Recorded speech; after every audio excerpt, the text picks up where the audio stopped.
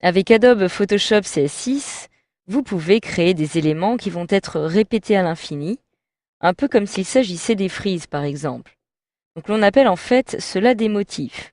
Nous allons donc voir dans cette formation comment créer un nouveau motif personnalisé et comment le réutiliser par la suite sur un nouveau document. Donc j'ai ici le document, dans un premier temps, qui est actuellement ouvert sur mon logiciel Photoshop CS6, dans lequel je souhaiterais justement appliquer un motif. Donc pour créer un nouveau motif, je vais par exemple me rendre dans le menu Fichier, puis Nouveau, afin de créer un nouveau document. Donc il est important de créer un nouveau document transparent si vous souhaitez par exemple qu'il y ait une partie en couleur et une autre partie qui apparaisse en blanc.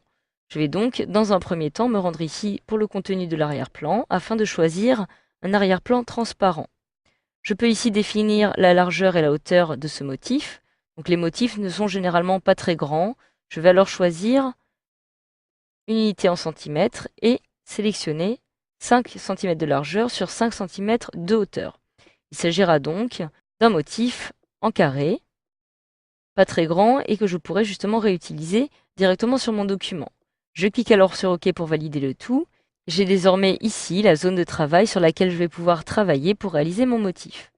Donc maintenant, je vais souhaiter par exemple réaliser un triangle qui va apparaître ici, un triangle de couleur et qui va donc se répéter. Toute la partie qui apparaît ici, donc toute l'autre partie de mon carré, sera évidemment en blanc, comme vous pouvez le voir puisqu'il s'agit d'un fond transparent. Donc pour cela, je me rends maintenant dans l'outil de sélection polygonale qui se trouve ici, donc l'outil de l'assaut polygonal. Si celui-ci n'apparaît pas, je réalise un clic droit pour le retrouver ici. Je vais pouvoir maintenant procéder en quelques clics à la sélection de la zone que je souhaite justement convertir en triangle. Il me suffit de cliquer comme ceci en dehors afin de sélectionner toute la zone que je souhaite remplir d'une certaine couleur. Je me rends alors maintenant dans Édition, je retrouve ici Remplir. Je peux ici décider de la couleur avec laquelle je vais remplir le contenu qui apparaît ici. Donc je peux le remplir avec différentes couleurs. Par exemple, si je clique sur couleur, je vais retrouver ici une certaine palette. Choisir ce rossi. Je clique alors pour valider. Donc, soit sous forme de couleur, mais vous pouvez aussi choisir des motifs parmi ceux qui vous sont proposés.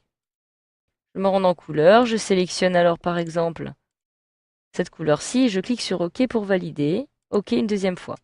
Automatiquement, j'ai donc toute la zone que je venais de sélectionner qui apparaît ici, colorée à partir de la couleur que je viens de choisir. J'appuie maintenant sur CTRL D pour enlever la sélection. Donc évidemment, toute la zone qui apparaît ici sera transparente. Donc je la verrai blanche sur le document dans lequel je souhaite importer ma sélection. Je me rends maintenant dans Édition. Tout en bas de ce menu, je vais retrouver Utiliser comme motif. C'est-à-dire que le motif que je viens de réaliser va en fait être gardé en mémoire et je vais pouvoir le réutiliser par la suite pour d'autres documents. Je clique alors sur Utiliser comme motif. Je peux ici lui donner un nom si je le souhaite, puis cliquer sur OK pour valider le tout. Si maintenant je retourne dans mon document que j'avais précédemment ouvert, je peux sélectionner à l'aide du rectangle de sélection par exemple toute la zone qui apparaît ici et dans laquelle je vais souhaiter vouloir insérer ce motif. Donc si je me rends maintenant dans Édition, je retrouve Remplir.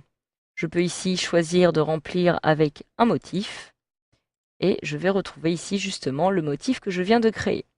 Je clique alors sur OK et automatiquement, comme vous pouvez le voir, mon motif apparaît bel et bien dans cette zone. J'appuie sur CTRL D pour le désélectionner. Et voilà, grâce à cette formation, vous savez désormais maintenant comment créer des motifs par script avec votre logiciel Adobe Photoshop CS6 afin de les réutiliser par la suite dans d'autres documents.